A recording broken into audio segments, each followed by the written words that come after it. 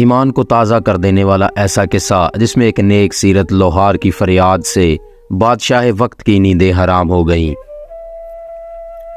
عبداللہ طاہر جب خراسان کے گورنر تھے اور نیشا پور اس کا دارالحکومت تھا تو ایک لوہار شہر ہرات سے نیشا پور گیا اور چند دنوں تک وہاں کاروبار کیا، پھر اپنے اہل و عیال سے ملاقات کے لیے وطن لوٹنے کا ارادہ کیا اور رات کے پچھلے پہر سفر شروع کر دیا۔ انہی دنوں عبداللہ طاہر نے سپاہیوں کو حکم دے رکھا تھا کہ وہ شہر کے راستوں کو محفوظ بنائیں تاکہ کسی مسافر کو کوئی خطرہ لاحق نہ ہو۔ اتفاق ایسا ہوا کہ سپاہیوں نے اسی رات چند چوروں کو گرفتار کیا اور امیر خراسان یعنی عبداللہ طاہر کو اس کی خبر بھی پہنچا دی، لیکن اچانک ان میں سے ایک چور بھاگ نکلا۔ اب یہ گھبرائے کہ اگر امیر کو معلوم ہو گیا کہ ایک چور بھاگ گیا ہے تو وہ ہمیں سزا دے گا۔ اتنے میں انہیں سفر کرتا ہوا یہ لوہار نظر آیا۔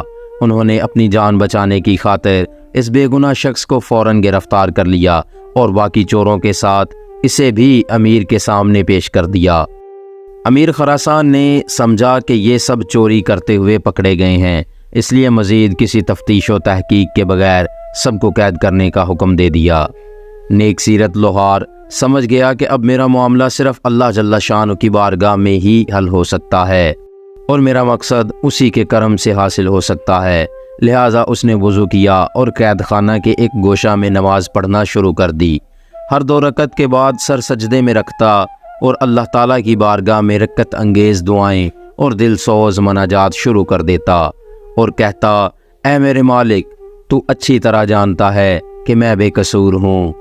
جب رات ہوئی تو عبداللہ طاہر نے خواب دیکھا کہ 4 بہادر اور طاقتور لوگ آئے اور سختی سے اس کے تخت کے چاروں پایوں کو پکڑ کر اٹھایا اور الٹنے لگے۔ اتنے میں اس کی نیند ٹوٹ گئی۔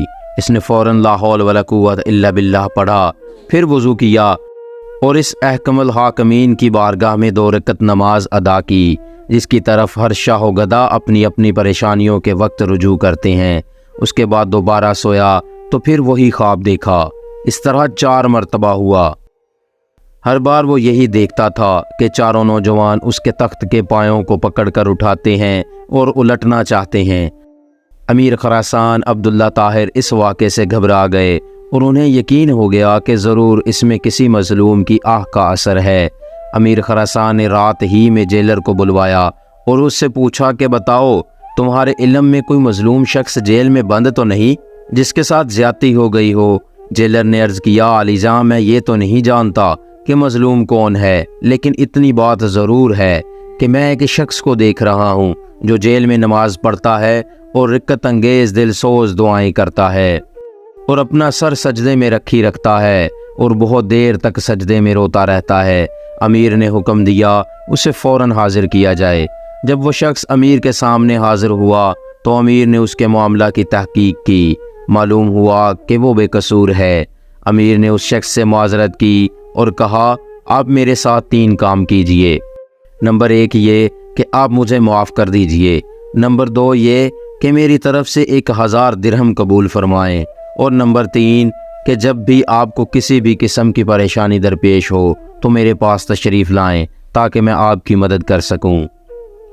نیک سیرت لوہار نے کہا کہ آپ نے جو یہ فرمایا ہے کہ میں آپ کو معاف کر دوں تو میں نے آپ کو معاف کر دیا، اور آپ نے جو یہ فرمایا کہ 1000 درہم قبول کر لوں تو وہ بھی میں نے قبول کیا، لیکن آپ نے جو یہ تیسرا کام کہا کہ جب بھی مجھے کوئی مشکل درپیش ہو تو میں آپ کے پاس آؤں، تو یہ مجھ سے نہیں ہو سکتا۔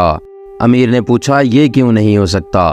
تو اس شخص نے جواب دیا کہ وہ خالق و مالک جل جلالہ جو مجھ جیسے فقیر کے لیے آپ جیسے بادشاہ کا تخت ایک رات میں 4 مرتبہ اوندھا کر سکتا ہے، تو اس کو چھوڑ دینا اور اپنی ضرورت کسی دوسرے کے پاس لے جانا اصول بندگی کے خلاف ہے۔ میرا وہ کون سا کام ہے جو نماز پڑھنے سے پورا نہیں ہو جاتا کہ میں اسے غیر کے پاس لے جاؤں؟ یعنی جب میرا سارا کام نماز کی برکت سے پورا ہو جاتا ہے تو مجھے کسی اور کے پاس جانے کی کیا ضرورت ہے؟ یہ ہے ایمان کو تازہ کر دینے والا واقعہ جسے ہم آج بھول چکے ہیں کہ ہمارا بھی ہر کام، ہماری بھی ہر دعا اللہ ہی کے لیے ہونی چاہیے اور اسی سے مانگنا چاہیے، وہی سب کے مسئلے حل کرتا ہے۔ آج ہم بھی دیکھیں کہ ہم کس جگہ پر کھڑے ہیں۔ ہمیں کوئی بھی ضرورت ہوتی ہے تو کسی کی محتاجی شروع کر دیتے ہیں، کسی دوسرے انسان سے مانگتے ہیں اور انہیں اپنے مسائل بتاتے ہیں، حالانکہ چاہیے یہ کہ ہم ہر کام اللہ کے سپرد کر دیں اور اللہ سے ہی دعا مانگیں۔ وہی شاہ و گدا کی سنتا ہے، وہی امیر و غریب کی سنتا ہے، اور وہی اجمی و عربی کی بھی سنتا ہے۔ اس کے لیے سب برابر ہیں، اگر کوئی بڑھ کر ہے تو وہ صرف تقویٰ کی بنا پر۔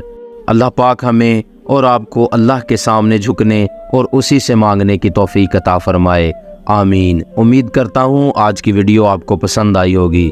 ویڈیو اچھی لگی ہو تو ایک لائک اور شیئر ضرور کر دیجئے گا، اور اپنی رائے کمنٹس میں ضرور بتائیے گا۔ اللہ پاک آپ کا اور میرا نگہبان ہو۔ اللہ حافظ۔